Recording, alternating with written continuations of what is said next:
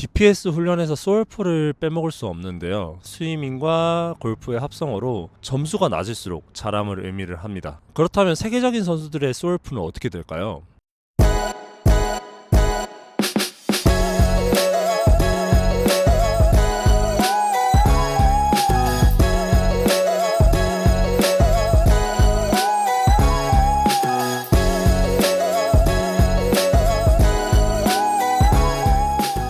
안녕하세요, 남경입니다. 많은 분들이 온라인과 오프라인에서 하는 레슨에서 DPS에 관해서 질문을 해주셨는데요. 좀 오해도 있으신 것 같고 훈련 방법에 대해서도 자세히 설명하고자 이 영상을 찍게 됐으니 많은 참고 부탁드립니다. 먼저 DPS의 개념에 대해 설명드리고자 합니다. DPS는 Distance per Stroke의 줄임말로 스트로크당 거리라고 생각해 주시면 좋습니다. 한 번 팔을 저을 때의 거리라고 생각하시면 되고, DPS의 핵심은 효율입니다. 적게 젖고 빠르게 가는 수영을 하면 DPS가 좋다라고 표현을 할 수 있겠죠.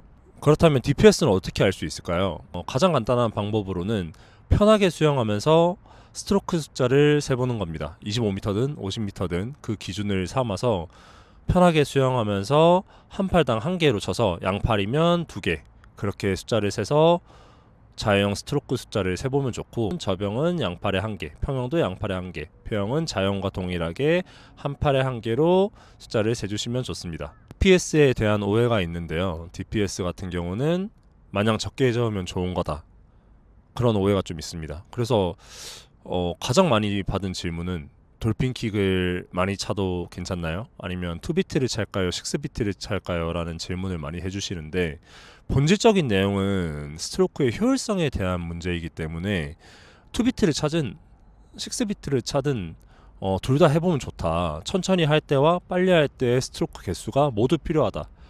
왜 그러냐면 2비트를 차면서 천천히 해보는 수영을 하게 되면 빨리 할 때 6비트나 8비트를 찼을 때 스트로크가 얼마나 무너지는지도 좀 알 수 있습니다. 심하게 스트로크가 많아진다면 자세가 무너지는 것을 알 수 있기 때문에 둘 다 해보면 좋고, 좀 정리를 해놓으시면 좋다. 반대로 돌핀킥을 많이 찬다거나 벽을 세게 차서 거리를 줄이는 건 DPS에 대한 개념이 아니기 때문에, 그거는 조금 DPS와 다른 스타트에 대한 부분이기 때문에 다른 개념이라고 생각해 주시면 좋을 것 같습니다.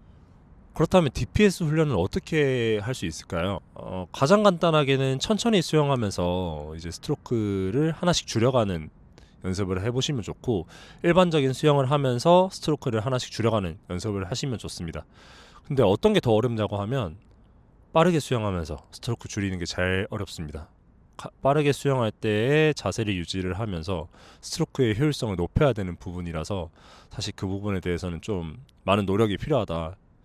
테크닉의 총 집합이라고 저는 말씀드리고 싶습니다. 천천히 할 때에 집중하시면 좋을 거는 물을 무겁게 잡고 자세를 유지를 하고, 그 다음에 바디 포지션이 무너지지 않게, 가능한 한 글라이딩이 무너지지 않게 유지를 하면서 수영하는 게 가장 포인트가 될 것 같습니다. DPS 훈련에서 솔프를 빼먹을 수 없는데요. 스위밍과 골프의 합성어로 점수가 낮을수록 잘함을 의미를 합니다. 솔프 같은 경우는 이제 기록까지 같이 보면서 스트로크를 세는 겁니다. 수영 시간 플러스 스트로크 횟수를 합치시면 됩니다. 그래서 만약에 수영 시간이 30초가 나왔다 50m에 스트로크는 30개가 똑같이 나왔다 하면 60점의 점수를 기록하게 되는 겁니다.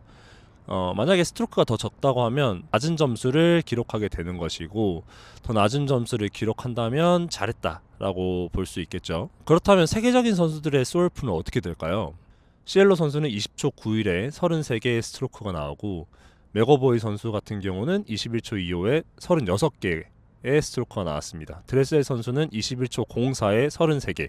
결국 평균은 한 53에서 57 정도의 점수를 기록하게 되는 거고, 여자 자영 50m 세계 신기록을 가지고 있는 사라 선수 같은 경우는 23초 7일에 37개의 스트로크를 기록을 했습니다. 보통 여자 선수들 같은 경우는 남자 선수들보다 근력이 조금 부족하기 때문에 스트로크 수가 조금 더 많은 그런 경향이 있고요. 장거리에서도 그렇습니다.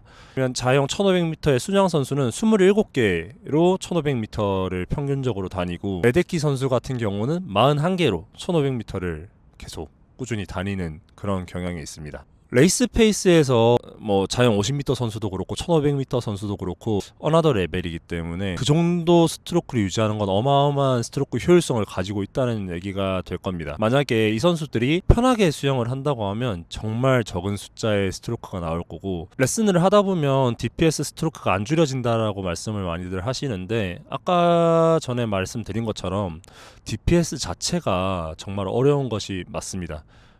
테크닉의 총 집합이라고 계속 말씀을 드리는데, 테크닉과 근력이 같이 붙어야 물을 정확하게 잡을 수 있고 그 잡은 물을 강하게 밀어낼 수 있기 때문에 어려운 게 맞고, 조금 더 집중해서 할 필요가 있다. 그냥 평상시에 수영하실 때도 스트로크 숫자를 체크해 가면서 줄이는 연습을 하시다 보면 어느샌가 좋아지게 되실 겁니다. 지금까지 DPS에 대해서 알려드렸고요. 더 혹시 궁금하신 내용이 있다면 댓글로 남겨주시면 감사하겠습니다. 다음에는 더욱더 유익한 내용으로 찾아뵙도록 하겠습니다.